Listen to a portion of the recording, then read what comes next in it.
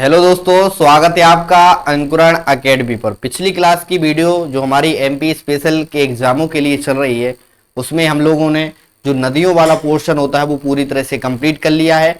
आज नदियों के द्वारा जो हमारे जलप्रपात बनाए जाते हैं, आज हम वही डिस्कशन करने वाले हैं कि किस जिले में कौन सा जलप्रपात पड़ता है, और यही पेपर में पूछा जाता है कि कौन सा जलप्रपात कहां पर है। जैसे एग्जाम्पल की बात करें तो धुआंधार जलप्रपात कहां पर है, पांडव फॉल कहां पर है, रनी फॉल कहां पर है। तो आज हम वही पढ़ने वाले हैं कि मध्य प्रदेश के कौन कौन से जलप्रपात जो पेपर की दृष्टि से बहुत इंपॉर्टेंट है और दार्शनिक दृष्टि से भी बहुत इंपॉर्टेंट है। तो देखिए स्टार्ट करते हैं जी। हमने कुछ आपके जलप्रपात अभी लिखे हुए हैं। अगर बात करें, सबसे पहले हम बात करते हैं इंदौर की, क्योंकि सबसे ज्यादा हमें लगता है कि यहीं पर जलप्रपात मध्य प्रदेश में पाए जाते हैं। जैसे क्या हो जाएंगे, बनते हैं। देखिए सबसे पहला हो जाएगा आपका पाताल पानी झरना। क्या हो जाएगा? पाताल पानी झरना, जो इंदौर जिले में पड़ता है। कौन सा हो जाएगा आपका? पाताल पानी झरना। इसके बाद आता है शीतला माता झरना। शीतला माता जलप्रपात भी झरना हमने लिख दिया है, ठीक है, शीतला माता झरना। इसके बाद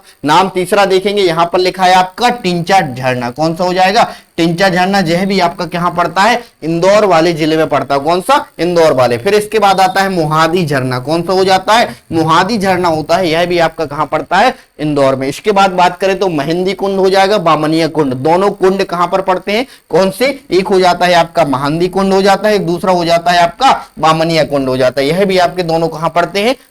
इंदौर डिस्ट्रिक्ट में पड़ते हैं। इसके बाद भैरव कुंड, एक और भैरव कुंड होता है। तीन कुंड हो जाएंगे, मेहंदी कुंड हो जाएगा, बामनिया कुंड हो जाएगा और भैरव कुंड। ये तीनों कुंड कहां पड़ते हैं? आपके इंदौर वाले में हो जाएंगे।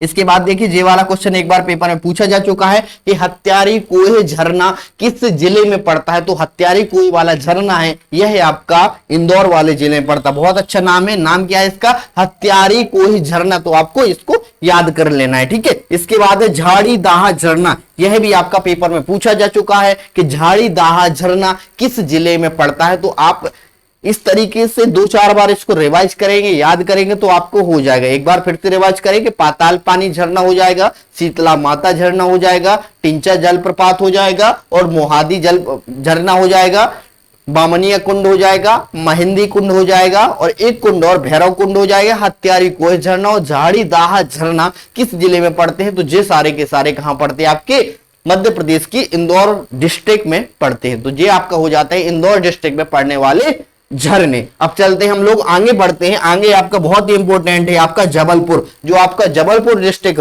है, इसमें एक फेमस जलप्रपात पड़ता है। वह जलप्रपात हो जाता है आपका धुआंधार जलप्रपात। क्या? धुआंधार जलप्रपात। यह पूछा जाता है यह किस नदी पर हो जाएगा? यह हो जाएगा आपका नर्मदा नदी पर। कौन सी नदी पर हो जाएगा? नर्मदा नदी पर। तो धुआंधार, जब ऊंचाई से क्या होता है, पानी गिरता है तो मानो ऐसा लगता है कि वहां पानी नहीं दिख रहा, केवल धुआं धुआं ही दिख रहा है। तो इसी वजह से इसका नाम क्या चलने लगा है? धुआंधार जलप्रपात। किस नदी पर? नर्मदा नदी पर। कहां पर है? जबलपुर वाले डिस्ट्रिक्ट पर हो जाता है। कहां पर हो जाता है? जबलपुर डिस्ट्रिक्ट में हो जाता है। चलिए आगे देखते हैं। आगे आपका पड़ता है पन्ना। आगे क्या पड़ता है? पन्ना। तो पन्ना में एक आपका पास से पन्ना, एक पांडव जलप्रपात। कौन सा हो जाएगा?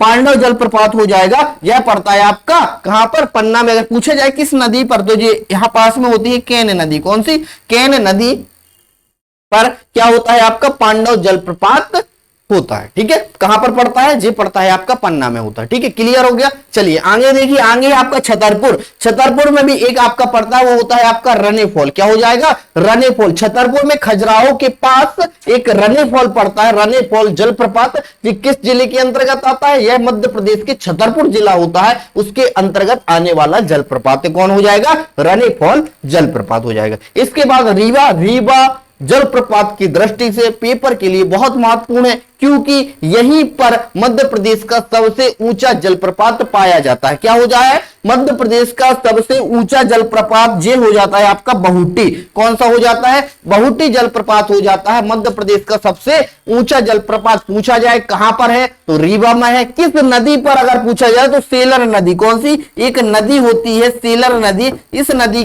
इस नदी में बहुटी जलप्रपात होता है और कहां पर है? ये हो जाएगा रीवा में। इसके बाद दूसरा है पूर्वा झरना। दूसरा पूर्वा झरना और चचाई जलप्रपात। क्या हो जाएगा? चचाई जलप्रपात। जब बहुटी झरना नहीं था तो उससे पहले कौन सा हो जाएगा आपका? चचाई जलप्रपात। यह दूसरे नंबर का सबसे ऊंचा झरना हो जाता है मध्य प्रदेश का। ठीक है, एक और आपका पड़ता है क्यूटी झरना। तो बहुटी झरना हो जाएगा, क्यूटी झरना हो जाएगा, चचाई जलप्रपात हो जाएगा और पूर्वा झरना हो जाएगा। यह चारों के चारों झरने आपके कहां पड़ते हैं? यह पड़ते हैं आपके रीवा वाली डिस्ट्रिक्ट में पड़ते हैं। ठीक है, तो इतने आपको क्लियर हो गए। एक बार अगर क्लियर हो गए हो तो आप इसका क्या कर सकते हैं? स्क्रीनशॉट ले सकते हैं। अब चलते हैं हम लोग आगे, अब चलते हैं हम लोग आगे। तो देखिए आगे कौन कौन से आपके क्या पड़ते हैं जलप्रपात है, वो हम आगे लिख रहे हैं। तो देखिए किस तरीके से कौन कौन से और आगे आपके जलप्रपात है। तो देखिए अब आगे हम बात करें शिवपुरी की। किसकी बात करें? शिवपुरी की बात करते हैं। तो शिवपुरी में कौन कौन से जलप्रपात हैं वही आगे हम क्या करें हैं पढ़ने वाले। जैसे हम शिवपुरी की बात करें, किसकी बात करें? चलिए डायरेक्ट हम शिवपुरी की बात कर लेते हैं।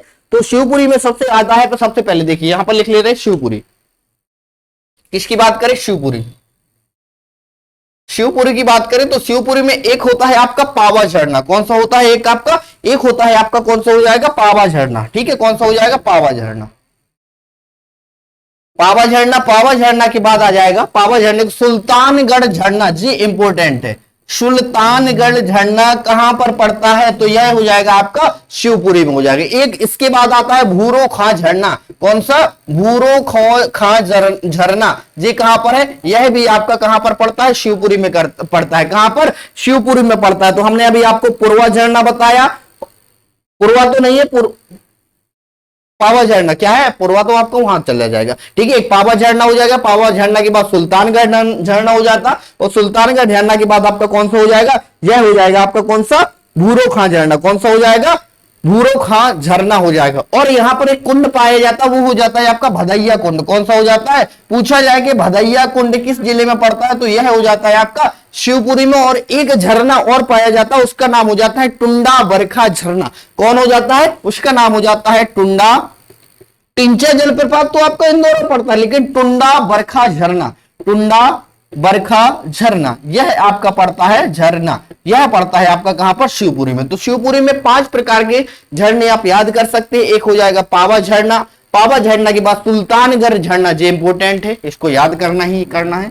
कौन हो जाएगा? सुल्तानगढ़। इसके बाद भूरो खां झरना, भूरो खां झरने के बाद एक कुंड पड़ता है भदैया कुंड के नाम से, और एक है आपका टुंडा बरखा झरना। कौन सा? टुंडा बरखा झरना। तो यह झरने हो जाते हैं आपके शिवपुरी में। इसके बाद आगे चलते हम डायरेक्ट पढ़ते हैं पचमढ़ी। पचमढ़ी में यह तो आपके नदियों के द्वारा बनाए गए झरने हैं, जो आपके पर्वत के रूप में बनाए गए झरने हैं। क्या है? पर्वतीय रूप में बनाए गए झरने। तो डायरेक्ट हम बात करते हैं कि पचमढ़ी में कौन कौन से जलप्रपात पाए जाते हैं। तो सबसे पहले आपका अप्सरा। कौन हो जाएगा? अप्सरा। अप्सरा के बाद आ जाएगा डचेस। कौन हो जाएगा? डचेस जलप्रपात आपका कहां पड़ता है? यह पड़ता है आपका पचमढ़ी में। ठीक है, कहां पर पड़ता है? पचमढ़ी में। ठीक है, इसके बाद आ जाएगा, इसके बाद कौन सा आ जाएगा? रजत जलप्रपात। कौन सा हो जाएगा? रजत जलप्रपात। कौन सा? रजत जलप्रपात। ठीक है, इसके बाद एक आता है आपका एसी फॉल। कौन सा हो जाएगा? एसी फॉल हो जाता है। ठीक है, इसके बाद एक और होता है बी फॉल, एक और होता है बी फॉल। तो इतने आपके झरने ये कहां पड़ते हैं? पचमढ़ी में पड़ते हैं। कौन कौन से? अप्सरा झरना, डचेस जलप्रपात, डचेस के बाद आ जाएगा रजत जलप्रपात, रजत जलप्रपात के बाद एसी, एसी के बाद आ जाएगा एसी फॉल, और एसी फॉल के बाद आ जाएगा आपका बी फॉल आ जाएगा। एसी फॉल के बाद क्या आ जाएगा? B fall. तो यह हो जाते हैं आपके पचमढ़ी। पचमढ़ी के बाद हम डायरेक्ट कहां पढ़ते हैं आपका? डायरेक्ट बढ़ते हैं हम लोग अनूपपुर। कहां पढ़ते हैं? अनूपपुर में भी आपके जलप्रपात हैं। तो अनूपपुर देख लीजिए, अनूपपुर में कौन कौन से है? अनूपपुर में हो जाता है सबसे पहले कपिल धारा जलप्रपात। कौन सा हो जाएगा? कपिल धारा जलप्रपात, कपिल धारा जलप्रपात, कपिल धारा जलप्रपात आ जाएगा। कपिल धारा जलप्रपात के बाद एक दूसरा आता है, कौन सा हो जाएगा? दूसरा आता है, एक दूसरा आ जाता है, वो हो जाएगा दुग्ध धारा, दुग्ध धारा या दुग्ध धारा जलप्रपात, दुग्ध धारा जलप्रपात, दुग्ध धारा जलप्रपात। एक और होता है आपका, कौन सा हो जाएगा? वो हो जाता है आपका, कौन सा हो जाता है? वो हो जाता है आपका लक्ष्मण धारा जलप्रपात। कौन सा हो जाता है? लक्ष्मण धारा जलप्रपात, लक्ष्मण धारा जलप्रपात। और शंकर खां जलप्रपात भी आपका यहीं पर, कपिल धारा जलप्रपात, दुग्ध धारा जलप्रपात, शंकर खां शंकर जलप्रपात, जी शंकर खो जलप्रपात, यह भी आपका कहां? यह तो आपका पचमढ़ी पे पड़ता है। एक शंकर से रिलेटेड वाला जलप्रपात है, यह आपका अनूपपुर में पड़ता है। कपिल धारा जलप्रपात, दुग्ध धारा और लक्ष्मण धारा, यह तीनों नर्मदा नदी में पड़ते हैं। किस नदी पर? नर्मदा नदी पर पड़ते हैं तीनों के तीनों। और कहां पर पड़ते हैं? अनूपपुर में पड़ते हैं। नर्मदा नदी पर पड़ते हैं और कहां पड़ते हैं? आपके अनूपपुर में पड़ते हैं। तो आपको जो देख लिए शिवपुरी के हमने बता दिए कौन कौन से, पचमढ़ी में कौन कौन से होते हैं और अनूपपुर में कौन कौन से आपकी जलप्रपात पाए जाते हैं। इसके बाद जो छोटे छोटे एक एक दो दो है, जो जैसे छिंदवाड़ा की बात करें तो यहाँ कौन कौन सी है, तो हम उसके बाद एक एक करके बात कर लेते हैं कि यहाँ कौन कौन से पाए जाते हैं। चलिए जैसे बात करें, डायरेक्ट बात करते हैं हम लोग। अब किसकी बात करते हैं? खंडवा की बात कर लेते हैं। उसकी बात कर लेते हैं खंडवा की। तो जो आपका क्या है, एक दर्दी, क्या है? दर्दी या मानधाता की बात करें, क्या है? दर्दी जलप्रपात या मानधाता जलप्रपात। दर्दी जलप्रपात या मानधाता जलप्रपात है, यह पाए जाते हैं आपके कहां पर? खंडवा में। कौन सा हो जाता है? खंडवा में। इसके ये दोनों नर्मदा नदी पर। तीसरी बात करें, इसके बाद बात करें सहस्त्र धारा जलप्रपात। कौन सा? सहस्त्र धारा जलप्रपात, या इसी का नाम महेश्वर होता है। क्या? महेश्वर जलप्रपात। यह हो जाते हैं आपके दोनों खरगोन में। यह कहां पर हो जाते हैं? खरगोन में हो जाते हैं। ठीक है। दर्दी मानधाता नर्मदा नदी पर, सहस्त्र धारा यह भी नर्मदा नदी पर, दर्दी और मानधाता खंडवा में, जबकि सहस्त्र धारा जलप्रपात यह हो जाते हैं आपके खरगोन में। अगर छिंदवाड़ा की बात करें, छिंदवाड़ा में कौन कौन से हो जाते हैं, तो छिंदवाड़ा की बात करें तो छिंदवाड़ा में हो जाएंगे कौन से? कुपड़ी खापा, कुपड़ी खापा जलप्रपात, कुपड़ी खापा जलप्रपात। एक और होता है घोघरा जलप्रपात, और एक नाम और है, एक नाम और है घोघरा जलप्रपात। कौन सा? घोघरा जलप्रपात। ये दोनों जलप्रपात आपके कहां पड़ते हैं? छिंदवाड़ा। कहां पड़ते हैं? आपके छिंदवाड़ा में पड़ते हैं आपके। एक हो जाता है कुपड़ी खापा जलप्रपात, एक दूसरा हो जाता है आपका घोघरा जलप्रपात। एक और होता है इसी में लिलाही। क्या होता है? लिलाही,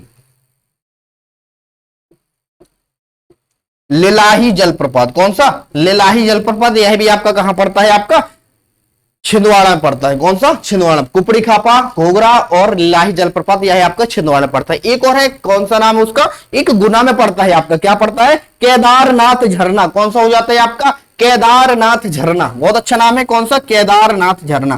केदारनाथ झरना यह आपका कहां पड़ता है? यह जो पड़ता है यह आपका पड़ता है कहां पर? यह पड़ता है आपका गुना वाले डिस्ट्रिक्ट में। कौन से? गुना वाले डिस्ट्रिक्ट में आपका क्या पड़ता है? यह पड़ता है आपका केदारनाथ झरना हो जाता है। कौन सा? केदारनाथ झरना हो जाता है। यह आपका गुना में पड़ता है। इसके बाद एक और जो इंपोर्टेंट है, एक और जो आपका ग्वालियर वाले डिस्ट्रिक्ट में पड़ता है, तो ग्वालियर वाले डिस्ट्रिक्ट में पड़ता है वो हो जाता है भदावना झरना। कौन सा हो जाता है? भदावना झरना। भदावना झरना तो यह हो जाता है आपका ग्वालियर वाले डिस्ट्रिक्ट में। कौन से डिस्ट्रिक्ट में? ग्वालियर वाले डिस्ट्रिक्ट में भदावना झरना होता है। तो यह हो जाते हैं आपके कुछ झरने जो आपके मध्य प्रदेश में पाए जाते हैं। कहां पाए जाते हैं? मध्य प्रदेश में पाए जाते हैं। जैसे दर्दी मानधाता खंडवा में, इसके पहले भी हम बता चुके हैं आपको। सहस्त्रधारा महेश्वर उसी का नाम है जी आपका खरगोन में। कुपड़ी खापा जलप्रपात, घोघरा जलप्रपात, लिलाही जलप्रपात, या इसी का दूसरा नाम है धनौरा। कौन सा हो जाता है? इसी का दूसरा नाम, इसी का दूसरा नाम हो जाता है धनौरा।